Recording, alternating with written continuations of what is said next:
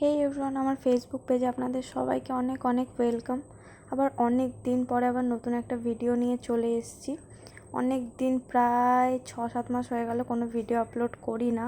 তার অনেক রিজন আছে, সেগুলো তোমাদের সাথে আস্তে আস্তে শেয়ার করব।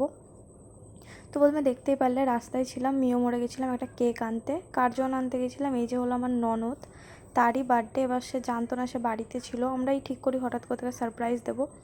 তো যাই, গিয়ে দেখি পিসি রান্নাবান্না করে ওর জন্য। তো এখানে আমি সব কিছু রেডি করে দিচ্ছি ওকে। পিসি যা যা রান্না করেছিল। আর ননদ মানে এটা হলো আমার পিসি শাশুড়ির মেয়ে। তাই দেখো 5 রকমের ভাজা করেছিল, সেগুলো সব দিয়ে সাজিয়ে দিচ্ছি। তো দেখে নাও কী কী রান্না করা আছে।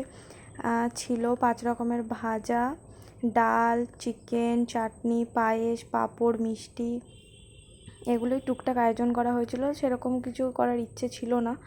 তাও আমরা যাই, হঠাৎ করে পিসি জানতো যাবো, ও জানতো না যে আমরা যাব। তো আমরা একটা কেক নিয়ে যাই, অনেক দিনই যাওয়া হয় না সেরকম। তারপরে ওর বার্থডে ছিল, তো সেদিনকে তোমার দাদাভাইয়ের অফিস ছুটি ছিল, তো সেই জন্যই গেছিলাম। তো এই দেখো চলে এসেছি। আর এখানে আমাদের একটু তাড়া ছিল, বাড়ি চলে আসবো, সেই কারণে আমরা বলেছিলাম তুই খেয়েই কেকটা কেটে নে। তারপর আমাদের একটা কাজ ছিল, আমরা বাড়ি চলে যাবো বলে। তো এই দেখো কেকটা কাটছে। আর পাশে ছিল সোনু, মানে আমার ওই ননদেরই, মানে আমাদের একটা মামার ছেলে হয়। তো কান ছিল, ওই বেলুন ফাটিয়ে দিয়েছে, ও ভয়ে কান ছিল, বেলুন খুব ভয় পায়। তো ভয়ে কান ছিল, আমরা সেটা নিয়ে হাসাহাসি করছিলাম। তো এই দেখো ওর কেক কাটাও হয়ে গেছে, ওই যে আমাকে খাইয়ে দিল। তো চলো এখানেই ভিডিওটা শেষ করছি। লাইক অ্যান্ড শেয়ার করে দেবেন আর পেজটিকে ফলো করে রাখবেন।